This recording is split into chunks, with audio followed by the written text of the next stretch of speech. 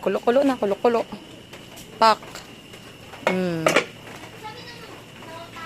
Diyan, oh. Tula na naman tayo kayo. Ulan, oh. Ayan. May tanglad. Bumili talaga ako tanglad. Okay. Koy. Ito naman yung ano ko, oh. See? Tambakol. Hiwa-hiwa yan. Yung tinatawag natin budgeting. Charot. Tignan mo yung ano ko.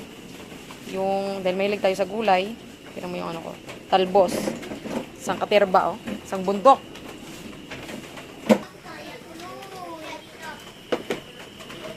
Unahin natin itong isang katerbang gulay. Ayan, oh. Oh.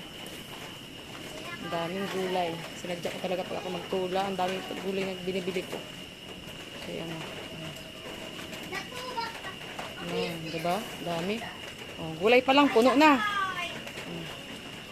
Yan, oh. Gulay pa lang, sold out na. Charot, oh. Diba, ang dami?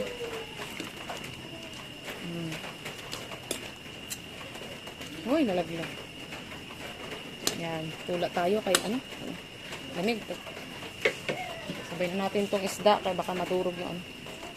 Yan. Tambakol. Tambakol, tambakol.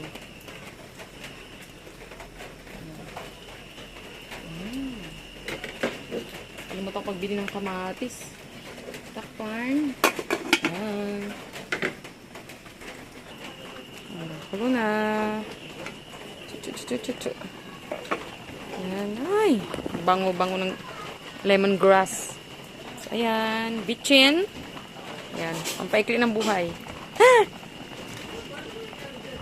Ayan. Kung natin, hindi natin ito masyado. Paano? Baka ma-overcook din na ito.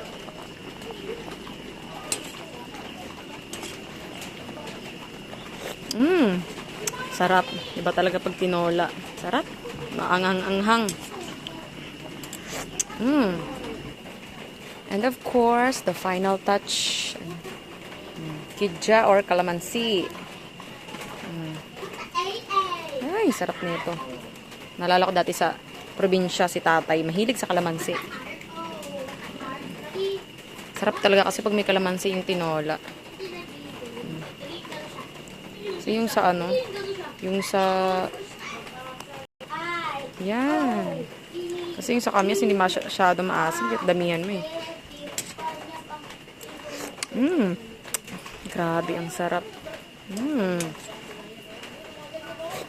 Tara mga sangkay, mga aong kita. Ah, yung ulan. Walang pikit-pikit ang ulan. Yan. Kain tayo.